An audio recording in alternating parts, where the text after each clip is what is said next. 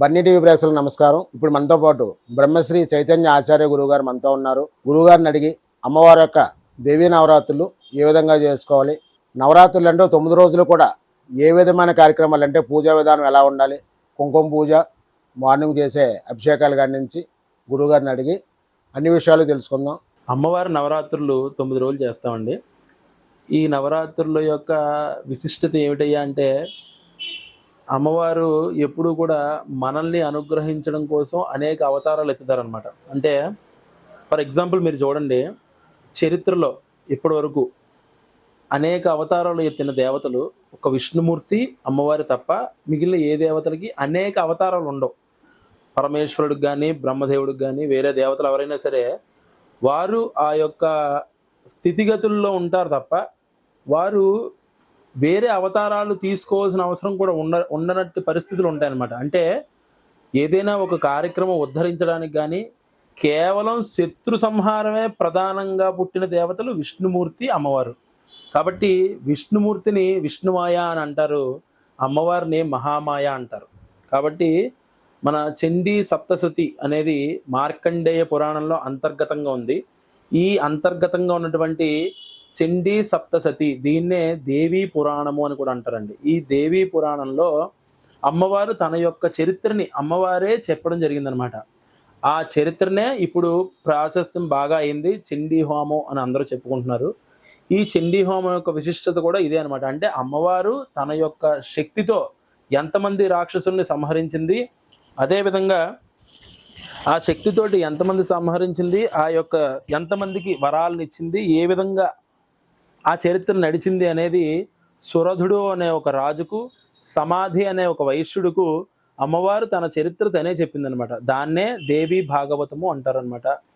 ఈ దేవీ భాగవతంలో అమ్మవారి యొక్క అనేక రూపాలు, అంటే 9 రూపాలు అమ్మవారు ధరించి అనేక మంది రాక్షసుల్ని సంహరించడం జరిగిందట. ప్రథమం శైలపుత్రీ చ, ద్వితీయం బ్రహ్మచారిణి, తృతీయం చంద్రఘంటేతి, కూష్మాండేతి చతుర్థకం, పంచమం స్కందమాతేతి, షష్టం కాత్యాయనీతి చ, సప్తమం కాళరాత్రీతి, మహాగౌరీతి చాష్టమం, నవమం సిద్ధిదాత్రీ చ, నవదుర్గా ప్రకీర్తిత. అంటే 9 మంది అమ్మవార్ల యొక్క అనుగ్రహం మనకు ఉండాలంటే మనం కూడా ఇదే విధంగా అమ్మవారి యొక్క అనుగ్రహం పొందడం కోసం అమ్మవారు చెప్పినటువంటి ఆ యొక్క పరిపూర్ణమైనటువంటి పద్ధతిగా నడుచుకోవాలి. జీవితంలో ఏ విధంగా నడుచుకోవాలయ్యా? ధర్మ అర్థ కామములు అంటే ప్రతి మనిషి కూడా ధర్మంగా ఉండాలి. అంటే నీ ధర్మం ఏమిటో అది నువ్వు చెయ్యి. అంటే నీది వ్యాపారమా, వ్యాపారం సక్రమంగా చెయ్యి, కొంచెం లాభం తీసుకో, ప్రజలకి మంచిగా చెయ్యి, నీ ధర్మాన్ని నువ్వు నిర్వర్తించు. దాని ద్వారా నీకు అర్థం వస్తుంది, ధర్మ అర్థం వస్తుంది. ఆ అర్థాన్ని నువ్వు కామం అంటే ఏంటంటే కోరిక. అనేక కోరికలు ఉంటాయి కదా, మనిషి పుట్టిన ప్రతి ఒక్కరికి కోరికలు ఉంటాయి. ఆ కోరికల్లో నాకు ఒక ఇల్లు కట్టుకోవాలనుకోవచ్చు, లేదా నేను ఒక శ్రీశైలం వెళ్ళి రావాలనుకోవచ్చు, లేదా తిరుపతి వెళ్ళి రావాలనుకోవచ్చు, ఒక కారు కొనుక్కోవాలనుకోవచ్చు, ఒక బంగారం కొనుక్కోవాలి, ఏదైనా కోరికే కదా. ఈ కోరికలన్నీ ఏ విధంగా నెరవేరుతాయి? అర్థము, డబ్బులు ఉంటేనే కదండి ఏదైనా నెరవేరేది.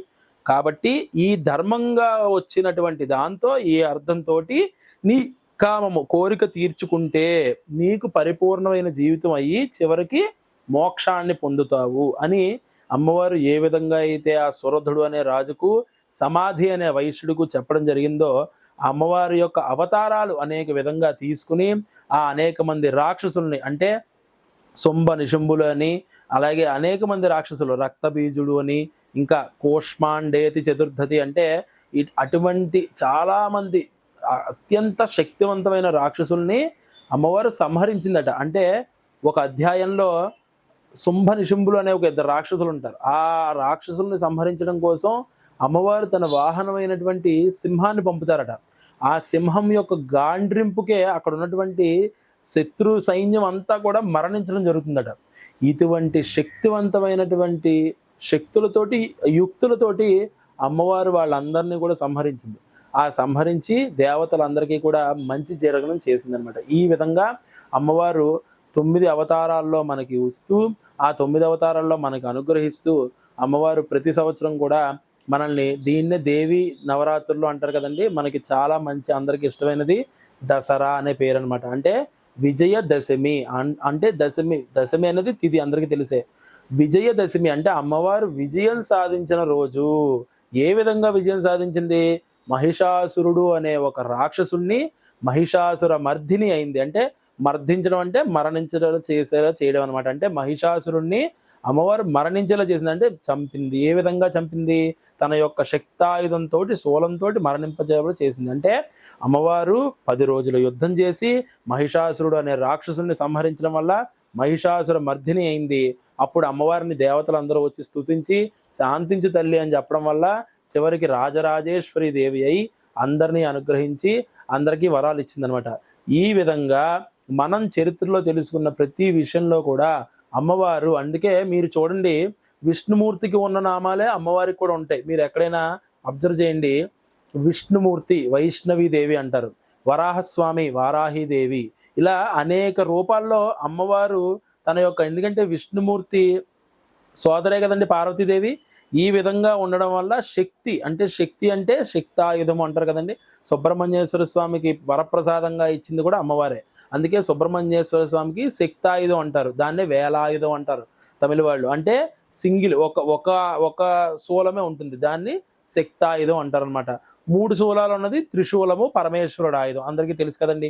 ఈ విధంగా అమ్మవారు తన శక్తిని సుబ్రహ్మణ్య స్వామికి కూడా ఇచ్చిందనమాట. ఈ విధంగా అనేక మంది సంహరించడం కోసం తన శక్తిని అందరికీ ఇచ్చి అందరినీ ఆనందింపజేసిన అమ్మవారు ఈ నవరాత్రుల్లో కూడా అనేక విధాలుగా ఇందాక నేను చెప్పిన శ్లోకంలో విధంగా ప్రథమం బ్రహ్మచారిణి అంటే, తృతీయం చంద్రగంటేతి చంద్రగంట అవతారంలో, పంచమం స్కందమాతేతి 5వ అవతారం స్కందమాతల, షష్టం కాత్యాయని అమ్మవారిలాగా, ఇలా ప్రతి అవతారంలో కూడా అమ్మవారు అనేక రూపాలుగా, అంటే మనం కొంతమంది శాకంబరి అవతారం పెట్టుకుంటారు. అంటే శాకంబరి దేవి అంటే ఏంటండి, ఒకానొక సమయంలో భూమి మీద ఏవి కూడా పండని రోజుల్లో అందరూ క్షుద్బాధ అంటే చాలా ఆకలికి చాలా బాధపడుతున్న రోజుల్లో అమ్మవారే ఒక శక్తిగా మారి భూమిలోంచి మొక్కలు వచ్చేలా చేసి అందరికీ పండ్లు వచ్చేలా చేసిందట. అందుకే అమ్మవారికి ఆనందంతో ఈ ఆషాఢ మాసంలో శాకంబరి దేవిగా అలంకరిస్తారు. శాకంబరి అంటే కూరగాయలు అని అర్థం అనమాట. అంటే ప్రతి కూరగాయలను అమ్మవారి ముందు తెచ్చుంచి నీ ప్రసాదమే తల్లి అని చెప్పి మనస్ఫూర్తిగా